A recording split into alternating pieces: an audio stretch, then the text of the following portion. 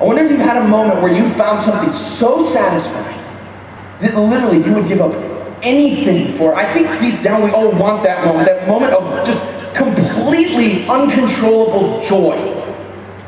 We all want that, right? Well, this guy finds it in this treasure. It sounds good, doesn't it? My problem with it is, and maybe you've been there, this is the way Jesus describes life with him. My problem is, it doesn't always feel like that, does it? I mean, maybe I'm the only one. It wouldn't be the first time in my life. But sometimes life with Jesus doesn't feel worth everything.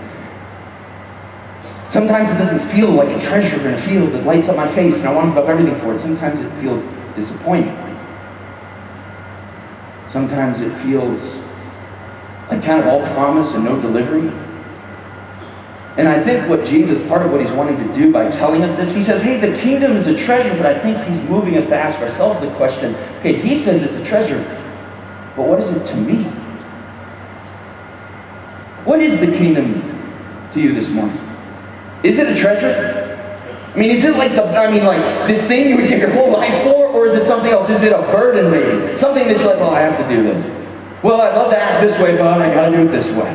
Well, I'd love to spend my life this way, but I gotta do it this way. Maybe for some of us, the kingdom is much more, it's like a tradition. It's just something we kind of do. We grew up in it, that's what good people do, or whatever. Our family taught us. It's something we affiliate with. We're like, well, if I was going to say what kind of religion I am or whatever, I think this is what I'd say. So the kingdom isn't really a treasure, it's just kind of a box we check.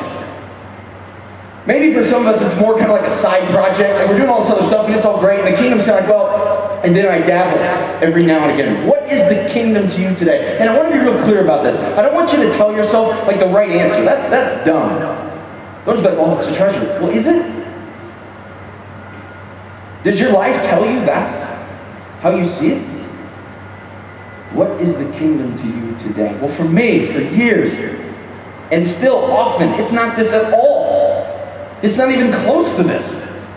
And I began to see this a few years ago. I was, for a while, for about 6 years, I worked in churches.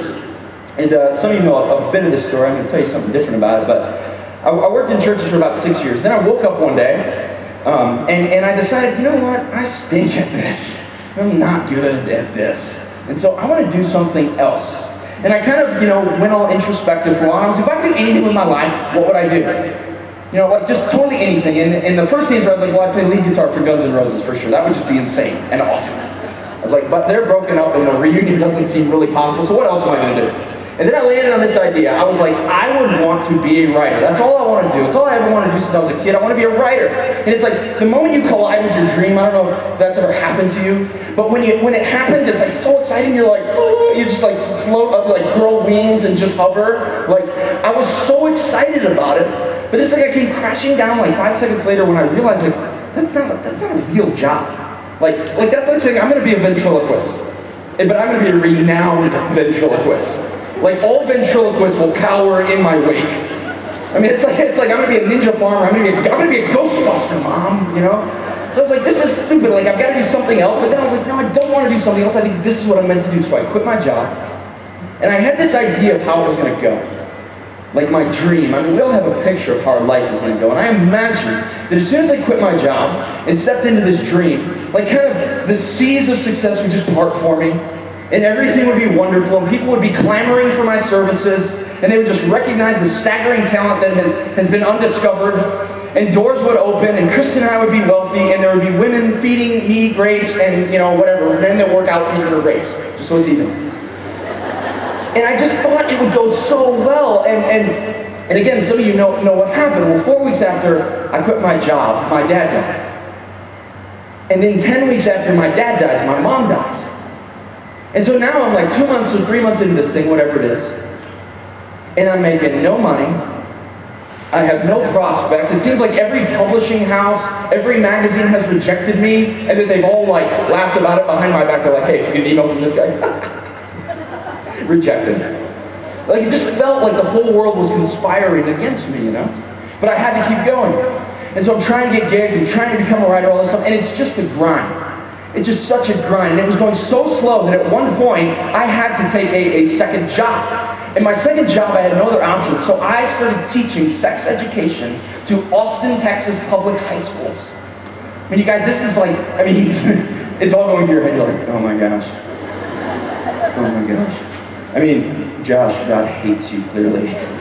I take this job teaching sex ed, and so for like 4 days a week, I'm in there showing slides of pictures that look like dragons are flying out of stuff. And I'm just like, this is just a nightmare. And I'm like, but guys, hey, I'm Josh, and I'm a writer. It's gonna be great. And so I'm teaching like sex ed, and I'm trying to get this dream off the ground, and it's just awful. Well, finally I started to get a little momentum going. Finally, just a tad of traction, and I have this speaking engagement in the middle of the United States, in Kansas, okay? Kansas is an amazing state, but it does feel a tad old-fashioned at times.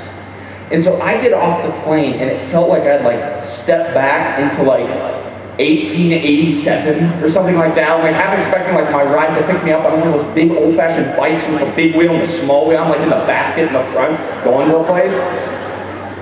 They picked me up, and I'm speaking at this college, and I get there, and I'm nervous, and it felt like a big opportunity, and it really was. It's a great place.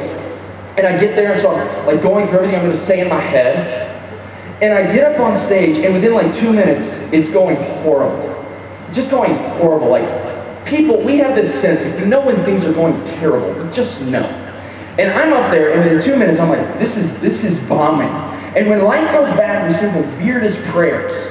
Like that's when like the craziest prayers, if you're asking for miracles, you would never think of like, I'm on stage going, Lord, if you could make a giant asteroid and just send it and hit this place, oh my gosh, that would be incredible. Please, Lord, smite your unholy servant or whatever. Mighty smite, okay?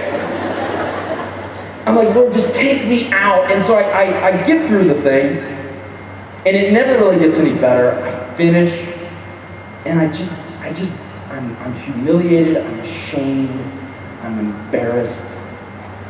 And I walk off the stage and people want to talk to me, probably just to be like, hey, keep your chin up, buckaroo, you know, whatever.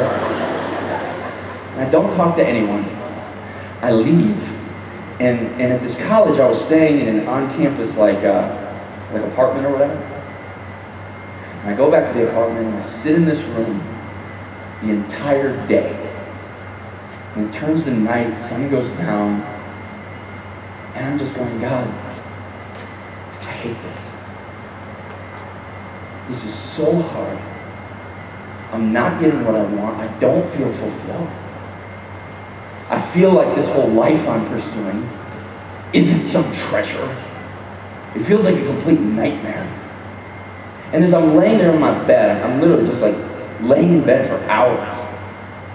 And I'm eventually brought to that question that I just asked you, and I had to ask myself, is the kingdom really the treasure of my life? Or is it something else?